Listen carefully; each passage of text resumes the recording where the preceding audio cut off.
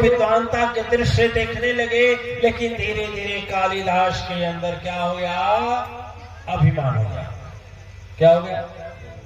अभिमान होता है ना जी, मैं बहुत बड़ा हूं जी। जान लीजिए, जब किसी चीज का अभिमान होता है दिव्यात्माएं आपको नीचा देखना पड़ता है, शोर देखना पड़ता है।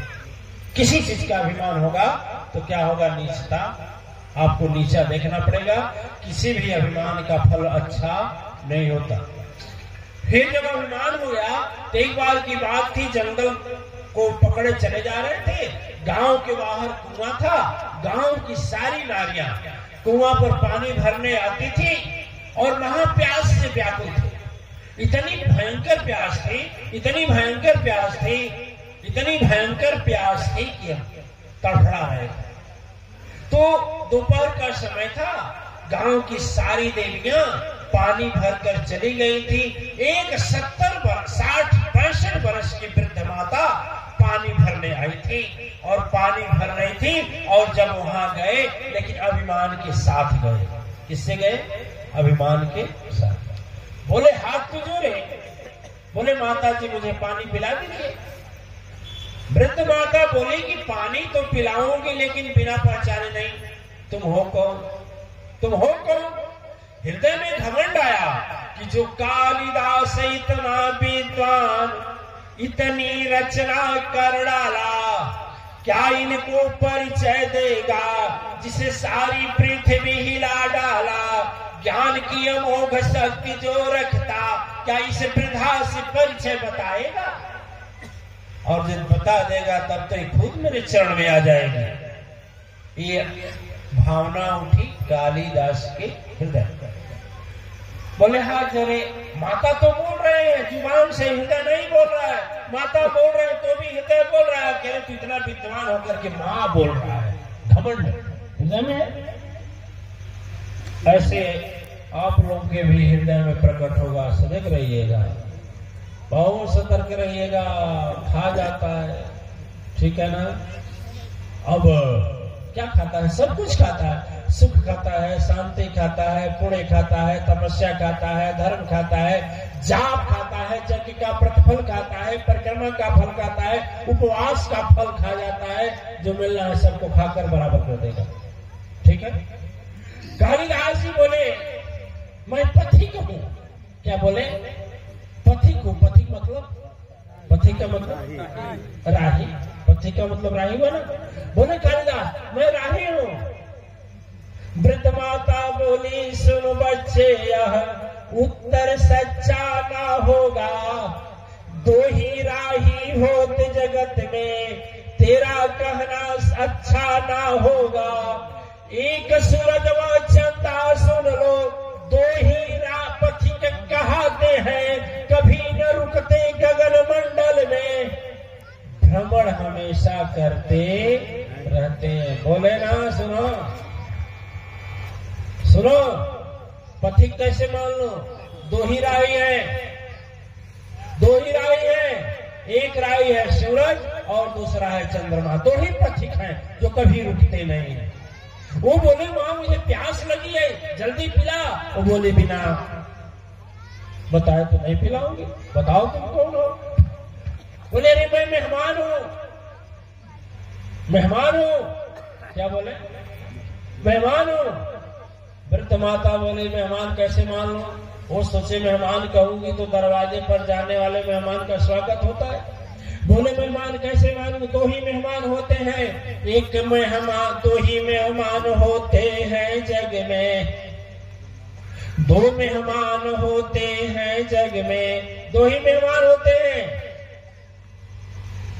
एक मेहमान युवा अवस्था होती है और दूसरा समय होता है, और दोनों समय से चले जाते हैं। दो ही मेहमान है, तीसरा नहीं है। फिर झल्ला गए, बोले मैं सहनशील हूं, फिर अपनी बड़ाई। देखिए सहनशील हूं, फिर अपनी बड़ाई। फिर वृद्ध माता बोली सहनशील हो। घमंड बोला सहनशील हूं। विद्वानता का आनंद देखिए, एक एक शब्द पर विचार करिएगा। बोले मैं सहनशील हूं। वृद्ध माता बोली सहनशील हो। दो ही सहनशील होते हैं।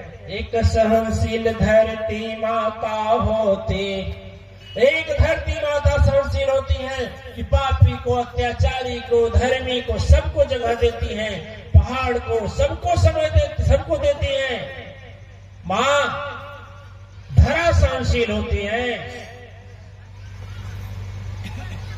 और एक मां धरती सहनशील होती है और एक वृक्ष सहनशील होता है। वृक्ष में जानते हैं ना, पेड़ अपने को पत्थर भी खा करके, अपने को धूप का थपेड़ा खा करके ठंडक में खड़ा रहेगा, वैसे लू का थपेड़ा खाएगा, बरसात का थपेड़ा खाएगा, लेकिन सबको छाया भी देता है, सबको फल भी देता है। इसलिए क्या है, सबसे बड़ा सहनशील दो ही है, एक धरती है और एक। फिर बोले, लास्ट में बोले, व्याकुल होने लगे, बोले कि नहीं ऐसा मैं मूर्ख हूं। क्या बोले, मैं मूर्ख हूं। माँ बोली मूर्ख कैसे मान लूं? वृद्ध माता बोली मूर्ख कैसे मान लूं? दो ही मूर्ख होते हैं, दो ही मूर्ख होते हैं। एक मूर्ख वो होता है जो बिना योग्यता से राजा बन गया और प्रजा पर हुकूमत तो चलाता है, लेकिन मूर्खता की वजह से प्रजा पर अत्याचार और पीड़ा भिजवाता है। एक पहला मूर्ख हुआ है। और दूसरा मूर्ख वो है कि जो उसके दरबार में ज्ञानी पंडित जन कहे जाते हैं, वह दूसरे मूर्ख हैं कि ज्ञान होते हुए भी राजा कैसे खुश होगा, भले बात गलत ही क्यों न हो, तर्क द्वारा उसको साबित करते हैं कि यह बात गलत नहीं, सही बात को गलत करते हैं। दो ही मूर्ख हैं, एक वह राजा मूर्ख है जो बिना योग्यता से राज चला रहा है, और दूसरा वह दरबारी मूर्ख है। वह मूर्ख है, जान समझकर मूर्ख है, जो चाटकारता और चापलूस करता है, तर्क देता है कि नहीं नहीं आप जो कहे हैं वही सही। और लास्ट में बोले एक ही शब्द रह गया, बोले कि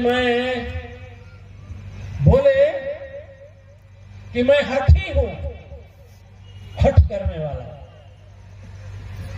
बोली वह माता सुनो, दो ही हठी बस होते हैं इस दुनिया में, उसके अलावा हठी कहे नहीं जाते हैं। दो ही हठी होते हैं, एक बाल होता है, एक नख होता है, नखमन नाखून। बाल को भी काटो तो भी बढ़ जाएगा, नख को भी काटो तो भी बढ़ जाएगा। तो दो ही हठी होते हैं, एक बाल और दूसरा नख, दो ही।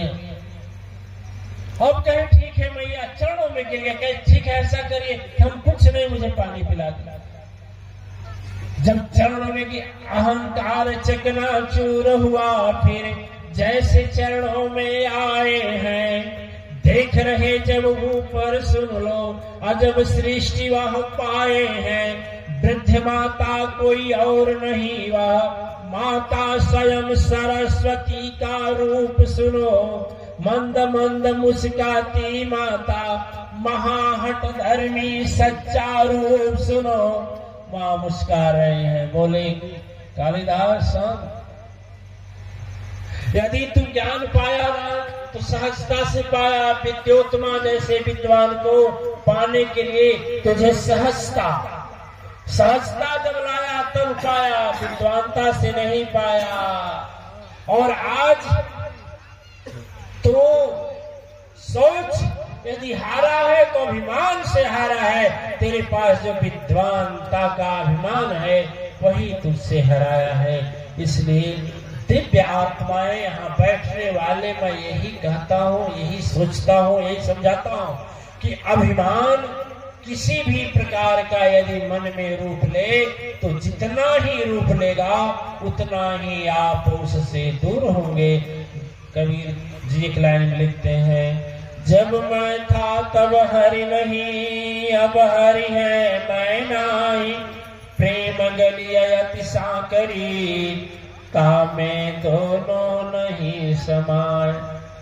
बड़ा एक ईमान में दो तलवार किसी तरह से रखा जा सकता है, लेकिन यह प्रेम की गली इतनी सकरी है कि जब भगवान रहेंगे, यदि माँ रहेंगे, तो मैं नहीं रहेगा, और मैं रहेंगी तो भगवान नहीं रहेंगे। ये अभिमान, देखो सदगुरु सबसे पहले काम करता है, वह शिष्य का अभिमान तोड़ता है। सबसे पहले शिष्य का अभिमान तोड़ेगा, किसी भी तरह से अभिमान को तोड़ेगा। और जब अभिमान, क्योंकि जानता है कि अभिमान ऐसा बाधा है, दिव्यात्माएं ऐसा बाधा है कि वह परमात्मा से अलग कर देता है। 4 पदार्थ आप लोग सुने होंगे, ठोस, द्रव और गैस। 3 पदार्थ, ठोस, द्रव और गैस, 3 है।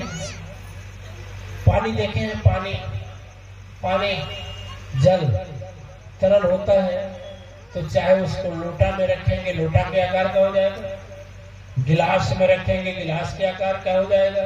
चम्मच में रखेंगे, चम्मच के आकार का हो जाएगा। बाल्टी में रखेंगे, बाल्टी के आकार का हो जाएगा। लेकिन जैसे 100 सेंटीग्रेड बढ़ा, ध्यान दीजिए, जैसे 100 सेंटीग्रेड के बाद माइनस कम होता है, वह पानी जमने लगता है। हाँ या ना? जमने लगता है, जमने लगता है। कुछ समय के बाद बर्फ बन जाता है। अब तो द्रव था, लेकिन क्या बन गया? ठोस बन गया। उसको क्या जिसमें चाहे उस बर्तन में रख सकते हैं? नहीं ना? उसी के नाप का बर्तन होना चाहिए।